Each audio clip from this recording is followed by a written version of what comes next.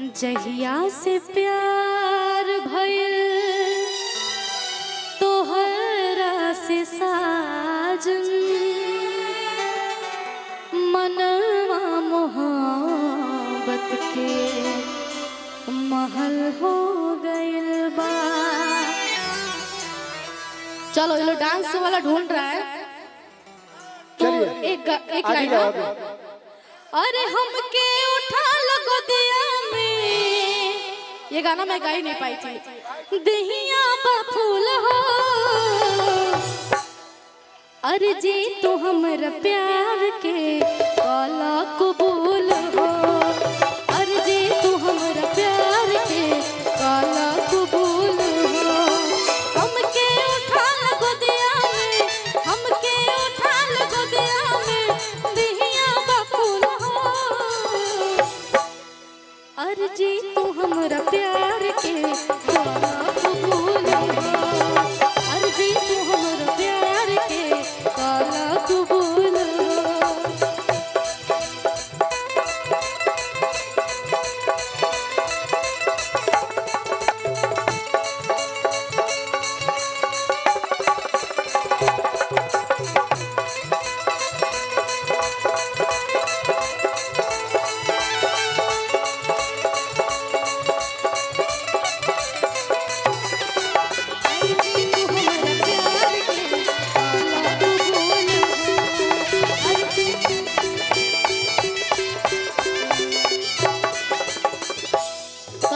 हम बता दी ये सब भोजपुरी और मिथिला के शेर हैं लोग। इन लोग को भोजपुरी और मिथिला वाला डांस चाहिए। अब तू जैसे लग रहा था आम खाए या इल बड़ू, हाँ भोजपुरी तो मिजाज में डांस करो भैया। रुक जाइए थोड़ा भाव में। अरे तोहरे लाबा जवानी, रुके रुके जब तक भाव तबीयत नहीं ठीक है क्या हो गया तोरा ज्यादा हमके बुखार बा भी देख, फिर भी हम पब्लिक के लिए गा रहे हैं ना। हाँ, अरे तोहरे लबा जवानी, तोहरे लबा उमरिया,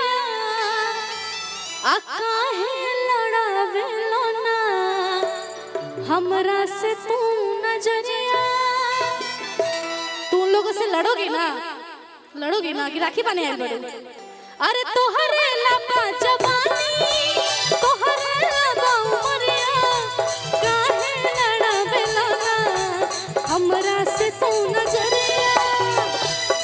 भैया चुम्मा तो ले लो उठवा पे, चुम्मा तो ले लो उठवा में, चुम्मा तो ले लो उठवा में, मस्ती बकुल हो